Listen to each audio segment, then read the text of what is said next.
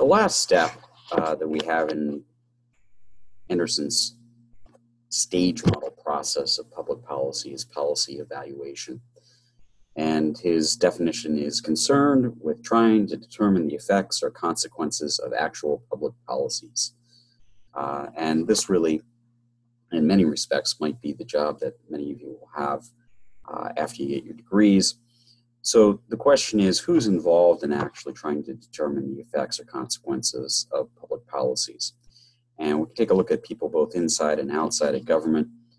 This, of course, take a look from the national policy level, what would happen in Washington, D.C.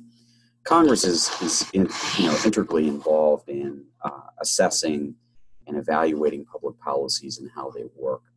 So there are a number of ways that members of Congress can go about doing so. The first is through their casework, and really this is probably their most important thing for them. What they like to do is to see how their constituents react to specific public policies. If policies are not working well, they'll get signals back from their constituents because they're calling in to complain about this. Businesses will call in to complain about the regulation associated with something. So their day-to-day contact with members of their constituency through their staff members and casework is very important because the more they hear from people from within their districts that something is not working, the more likely it is that they are take action to change that. Committee hearings also are valuable processes whereby people learn to evaluate public policies. In general, what happens is that you'll call in the players within the course of public policy, ask them how that policy is working, and hear testimony. And generally what these speakers at these congressional hearings will do is also back this up with some research and written statements, which help members of Congress evaluate the policy process and how it's been working. And then hopefully be able to tinker with that and make some changes that will help policies work more effectively. The appropriations process is where basically the federal government decides to spend how it's going to spend its money.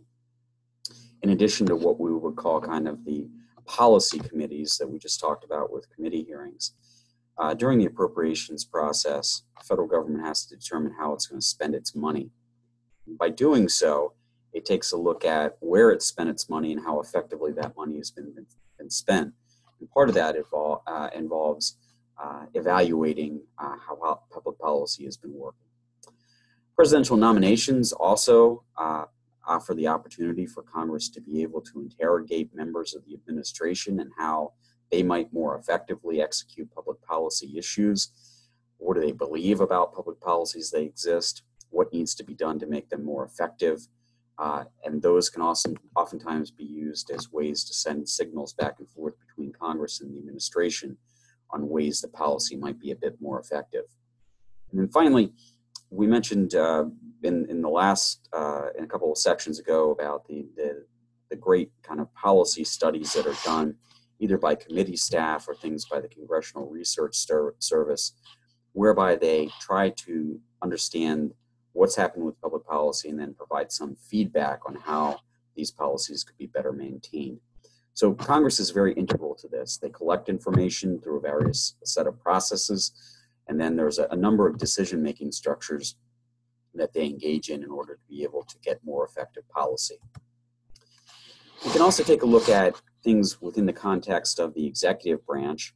Obviously, the General Accountability Office is designed to evaluate and audit all the money that the government spends. So they provide very detailed reports to Congress of the efficacy of various programs and whether or not they've worked and whether money has been well spent on those programs.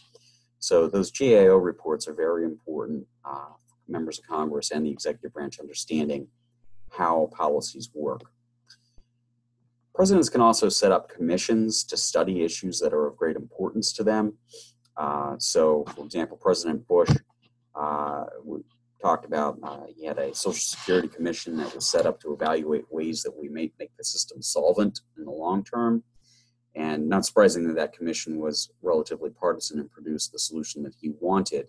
But again, they provide detailed reports in these presidential commissions and help us understand the policy. Administrative agencies oftentimes will evaluate themselves, and those policies that they've actually carried out and give that information back to members of Congress as well to the president. And we have a whole system of non-governmental actors that also get involved. Talked a bit about think tanks being part of the policy process by doing kind of, I don't want to call it pseudo-academic research, but academic research that kind of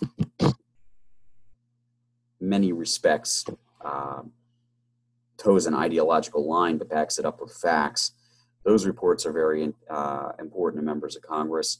Public interest groups also do their own research to see how policies have gone.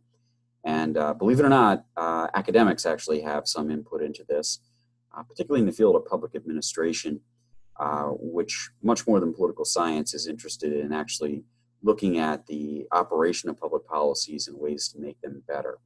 So these are all people that are involved in the policy evaluation process with the hope of a feedback loop working to allow policymakers to take policies that actually exist and make them better and tinker with them and try to make them more effective for the American people.